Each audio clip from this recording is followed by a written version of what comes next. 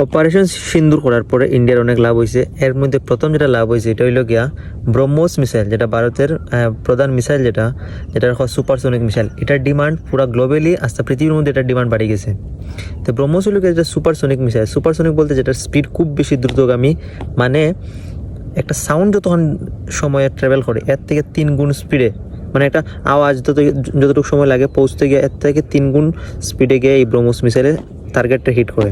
তো এই ব্রহ্মোস মিসাইলের ডিমান্ড পুরো বিশ্বজুড়ে অনেক বাড়ি গেছে। এর প্রধান কারণ হলো গিয়া যে পাকিস্তানের যে ইন্ডিয়া যে জবাব দিছে, যে তাবা করছে, এটার কারণে এই ডিমান্ডটা বাড়ি গেছে।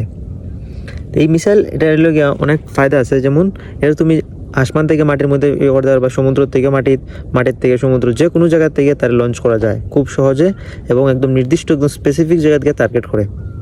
তো এর জায়গায় যেমন ভেনেজুয়েলা, মালয়েশিয়া, ইন্দোনেশিয়া, আর্জেন্টিনা বিভিন্ন দেশে অ্যাপ্রোচ করছে যে তারা এই ব্রহ্মোস মিসাইল লাগে। আর এই জন্য ভারতে এই বিভিন্ন দেশের সঙ্গে যদি তারা ডিল হয় তাহলে এগুলো এক্সপোর্ট করা আরম্ভ করবো।